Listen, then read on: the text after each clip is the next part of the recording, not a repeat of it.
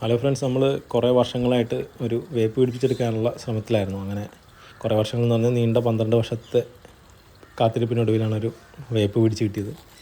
അപ്പോൾ ആദ്യത്തെ വർഷങ്ങളിലൊക്കെ ഞാൻ വെച്ചുകൊണ്ടിരുന്ന വേപ്പുകൾ വേരിൽ പൊട്ടിക്കിളുത്താണെന്നാണ് എല്ലാവരും പറഞ്ഞുകൊണ്ടിരുന്നത്. അതുകൊണ്ടാണ് പിടിക്കാത്തതെന്നാണ്. പക്ഷേ എനിക്ക് മനസ്സിലായത് അങ്ങനെയല്ല. എല്ലാ വേപ്പുകളും പിടിക്കും, പക്ഷേ അതിന് നമ്മൾ എങ്ങനെയാണ് വെള്ളം ഒഴിക്കുന്നത്, എന്താണ് വളമിടുന്നതെന്നൊക്കെ അപേക്ഷിച്ചാണ് അത് വളരാതിരിക്കുകയൊക്കെ ചെയ്യുന്നത്. ഓക്കെ, 2024 ഞാൻ വെച്ച വേപ്പാണിത്. അപ്പോൾ അത് കുറേ നാളത് ഇത് കുരുവിട്ട് കിളിപ്പിച്ചാണ്. അതിൻ്റെ തൊട്ടടുത്ത് തന്നെ വേരിൽ പൊട്ടിക്കിളുത്തതുകൊണ്ട് അതും നല്ലത് തന്നെ പിടിക്കുന്നുണ്ട്. ഈ കുരുവിൽ പൊട്ടിക്കിളുത്തതിൻ്റെ ഇപ്പോൾ അത് കുറച്ചാൾ മുമ്പ് വെച്ചാണ്, അതായത് 2024 വെച്ചാണ്. ബാക്കിയുള്ളതെല്ലാം ഈ അടുത്ത് വെച്ചുകൊണ്ടാണ് ആ വളർച്ചയില്ലായ്മ കാണുന്നത്. അപ്പോൾ ഇപ്പോൾ ഞാൻ കൈവച്ച് തന്നെയാണ് ഒടിക്കാറുള്ളത്. എന്താണ് ചെയ്തതെന്ന് വെച്ചാൽ, നമ്മുടെ നാട്ടിലിപ്പോൾ മണലാണുള്ളത്, അതായത് ആലപ്പുഴയാണ് എൻ്റെ നാട്.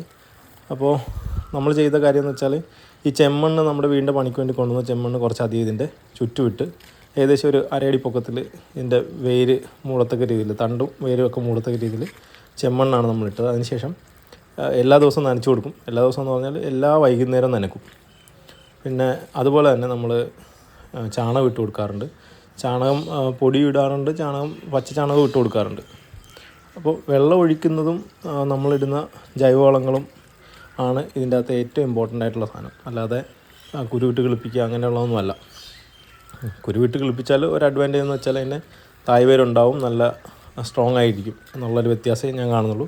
ഇപ്പോൾ ബാക്കിയുള്ള ചെടികളും നല്ല രീതിയിൽ തന്നെയാണ് വളർന്നു വരുന്നത്.